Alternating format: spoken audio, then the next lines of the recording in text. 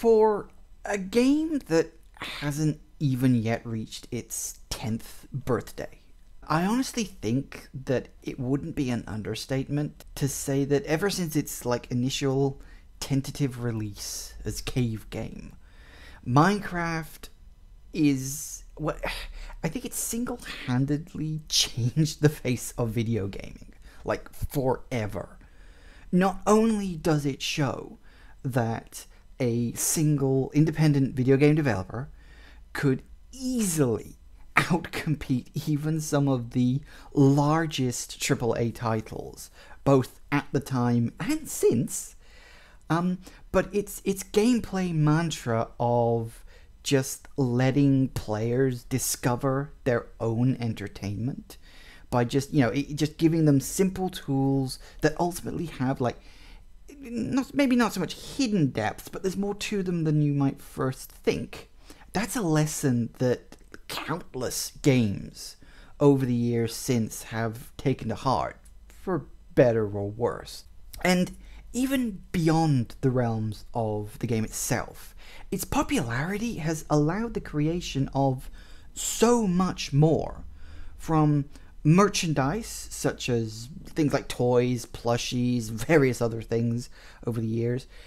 It has an entire convention just dedicated to itself. I believe it's the largest convention dedicated to a single game on the planet. And there are even rumors or plans that it's gonna get a feature film, in cinemas, a Minecraft movie. I don't know what that's gonna be about, but hey, that's quite impressive. So yeah, Minecraft is a phenomenon. I don't think there's another word for it. It is a phenomenon that has just touched both every part of the online world and the offline world. And interestingly enough, now 8 years after its release, it's actually gone and got its first official novel. Now, it's written by Max Brooks, who is the author of The Zombie Survival Guide and its sequel, successor sort of book of World War Z. And at first glance, it seems like a rather odd coupling. I mean, Max Brooks himself has never really had anything to do with video games or anything video game related. And while Minecraft itself does contain zombies, they're not exactly the focus of the game. They're actually the easiest enemy you can fight, so they're not really a big part of it.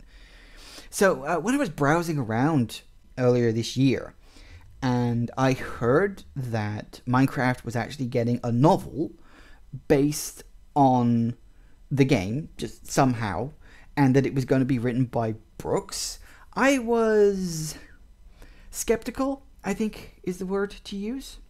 I mean, it seems so odd. How do you make a story out of Minecraft, which is a game that, by and large, it doesn't have a story? I mean, there have been other novels and books, I should say, written about video games. The Resident Evil series had a whole series of books, and there are even books that have been turned into video games, like the Metro series. That started off as a book, then it became a game, and now the books and the games are sort of feeding off each other in this wonderful inspirational cycle. So it seemed odd, but then I actually sort of stopped and thought about it for a couple of minutes, because while Minecraft itself doesn't have a story, it doesn't stop you from making your own. I mean, I wondered maybe that was the plan, that he would write some sort of story, maybe with, zombies being a big part of it, and then just plonk it into the blocky world of Minecraft. I mean, it would work. It would be a thing, wouldn't it? Because there are countless video series on YouTube where people have used Minecraft as the base for telling their own story. And a lot of them are very, very popular. I mean, I think one of the earlier ones to do this, I don't know if it was the first, it might have been, but was the Yogscast Shadow of Israfel series. And that ended up being hugely popular until they spontaneously decided to abandon it. Or it was just the chance that maybe Brooks was going to take some other angle for it. And the more I thought about this, it kind of got under my skin a bit, because I started getting very curious about what this book was going to be, how it was going to work. I mean, I've read both the Zombie Survival Guide and World War Z, and I absolutely love both books. In fact, World War Z is probably one of my all-time favorite books. So Brooks himself, very competent writer. He can do good stuff. And I just kind of started thinking maybe Brooks really was the perfect choice for this. He does write proper stories as well, but his writing has always favored a slightly different flavor from a traditional novel.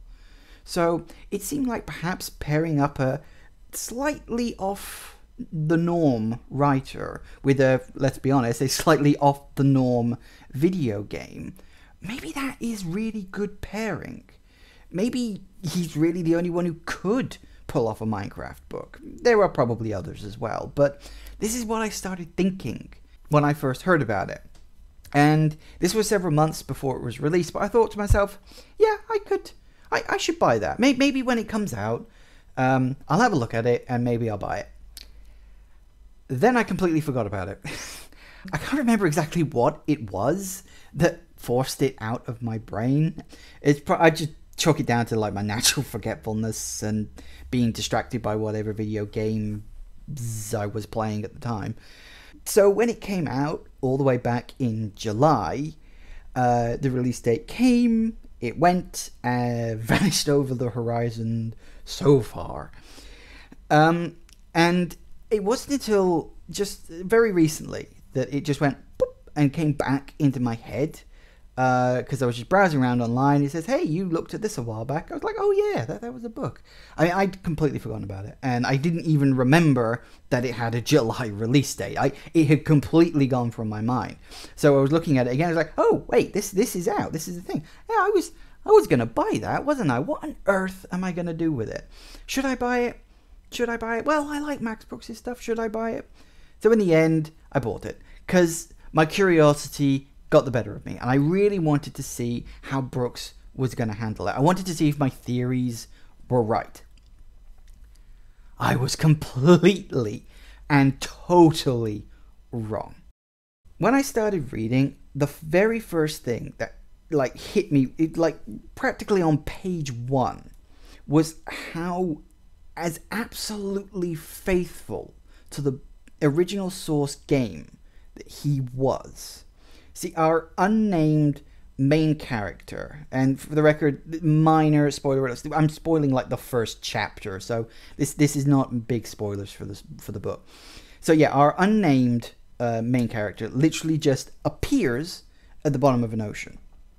And if you think about the game, anyone who has had the, I guess, misfortune to spawn in the deep ocean biome knows quite how well that usually works out.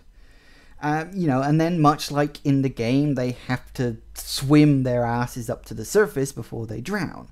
And this was actually where you got the first clue on just how true and faithful to the source material Brooks is sticking with this. Okay, I'm going to read the line. This is on like page 2, I think, so this is really not spoilers, but this was the line that sort of made me, gave me pause, okay?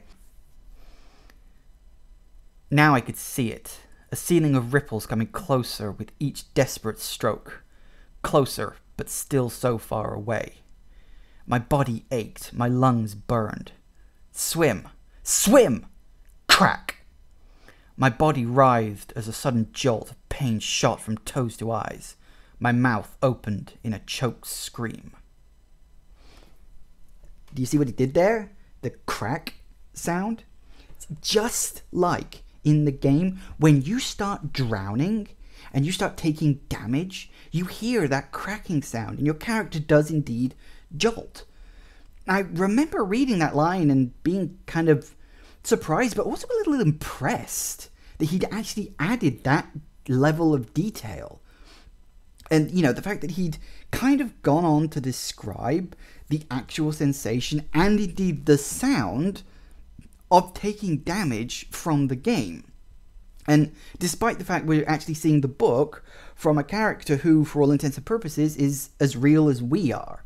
You know, I mean, when we're playing the game, we kind of just accept the sound and the idea of that as just being a part of the game. It's just a way of telling the player, us, that our character is taking damage. But now, here it was for our protagonist, like, you know, it's real. It's as real to them, this jolt, this cracking sound, and the pain they felt in their body, it's as real to them as, I don't know, stubbing your toe would be to us. It actually hurts. And that's just the first thing that grabbed my attention. From there, it keeps going. The similarities to the game keep going. And throughout the first bunch of chapters, the protagonist describes things that you recognize from the game. How their physical form is actually made up of the odd blocks. They don't see themselves as like a normal person with fingers. Their arm is literally just the block arm of the character from the game. They also describe how they have a backpack that, although they can't see it on their back, they can access it, and it has 27 spaces for items. And of course, the main one of how combining items in various ways allows you to create even more stuff, and how things seem to just sort of ping into existence when you create them. The incredible attention to detail and faithfulness to the source material of the actual game actually gives the book like this amazing sense of charm that, like, as a Minecraft fan, I can totally appreciate. You know, watching the character go through the frustrations at trying to work out all the seemingly random rules of this strange, bizarre world in which they found themselves. And then, of course, you get the joy of actually finally conquering something or figuring something out, and then the sort of slow realization that that has just led to there being even more to keep learning. It's very enjoyable, and it's kind of endearing, to be honest. You know, I found myself really wanting to keep reading the book. I found myself wanting to keep turning the pages, to go further with our protagonist, to find out what happens. And learning the rules of this world is very much the core of the story. That is like the central focus. You follow the protagonist as he desperately tries to work out the rules of the world, because he knows nothing. He literally just pops into existence. He knows nothing about the world in which he finds himself, and he has to, like, over the course of the book, develop an understanding of the rules, the ins, the outs, the do's and the don'ts. And of course, not just of the world, but of themselves, and sort of their place in the world, and how they are a part of this much larger system. One of the things he actually does is that each chapter is given the title, and it's usually a small lesson that the character themselves learns in that chapter, and it's usually a good lesson just in general for surviving Minecraft. The first three are never give up, panic drowns thought, and don't assume anything. Those are the titles of the first three chapters. And there are also other lessons scattered throughout the pages that don't make chapter titles. But what he also does is he summarizes all these rules at the end of the book. And there's just a couple of pages where all these rules are listed out. Because, of course, the whole point of the book is that our protagonist has left this book. He has written this story and left it for us, or for anyone who happens to stumble across where he was. And he's left it for us to teach us his mistakes so that we won't have to make them. And in a way, for me, I think that was this book's greatest achievement. You see, watching this poor person going through all the trials and all the problems and hurdles the world has set out for them, seeing them go through all the victories, all the failures, it actually brought one feeling very clearly into my mind: nostalgia. As I was reading the book, I realized that I knew what they were going through. Like, I could identify with them. Like, probably better than any literary character I've ever read. I could identify with this protagonist because I had been in an almost identical situation myself back when I had first played Minecraft. See, I can still remember my first session in Minecraft, how I didn't understand anything about how the world works. I can very clearly remember dying on my first night because I didn't realize that I needed to fully encase myself, like inside something, in order to prevent enemies from spawning when I tried to sleep in a bed.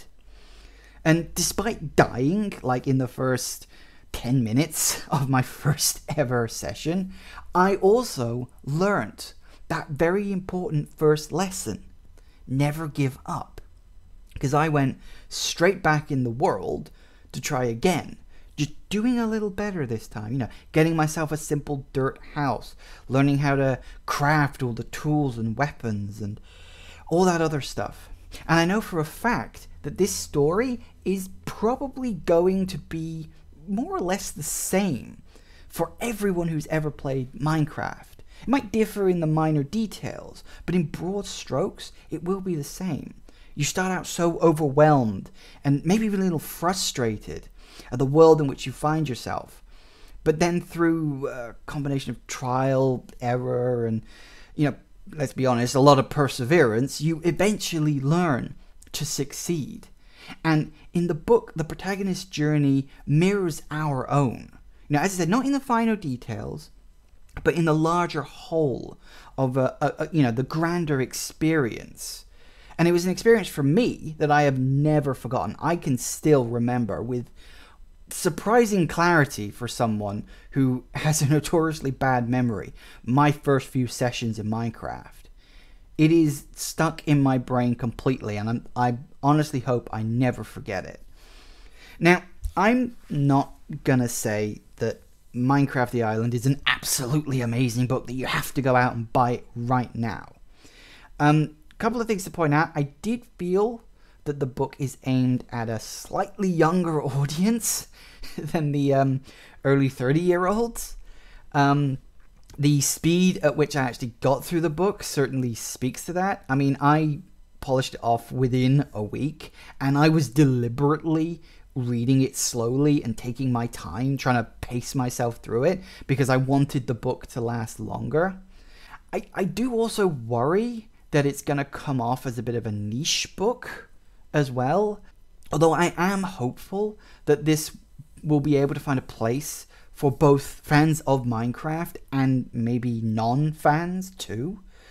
The other thing is, I'm also slightly torn about one aspect of the book, and that's whether or not I want a sequel. I mean, I loved this book. I think it was absolutely fantastic. But I'm not sure if I want a sequel, because, I mean, on the one hand, he only really, touched the surface of some of the things that Minecraft has. There was still so much more Minecraft to explore. And I'm not going to give too much away, but the ending is left open enough to allow for a sequel. But, on the other hand, I do feel that maybe all that was needed to be said has been said, and that going any deeper or further may wind up kind of dulling people's curiosity about the world, and especially the game that it's based on. The book really does strike a surprisingly fine balance between what it tells you about Minecraft and what it leaves open, presumably in a way to entice you into the world. Because I think in the end that this book isn't just for people who are fans of Minecraft. This is supposed to be a book for everyone.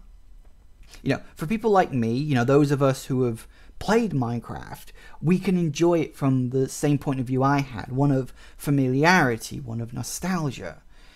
But for those who've not yet dived into that world, but are maybe looking, maybe they're curious, they're sort of standing just outside wondering if this is for them, I think the book would do a great job of teaching them the basics before they've even gone in to punch their first block of grass. It really does do that very, very well, I think. And with the lessons that the book teaches and the world that it shows them, I am genuinely and honestly hoping that this convinces more people to give the game a go. Like, genuinely, if you've got a friend who's unsure about Minecraft, give them the book. I genuinely think it'll help to draw them in to the game. I really do. I can genuinely imagine parents buying this book and then, sitting down to either read to or maybe just read with their kids. And then the kids will get curious and they'll want to play this game. And hey, if the parents are reading it to the kids, maybe even the parents will get curious too.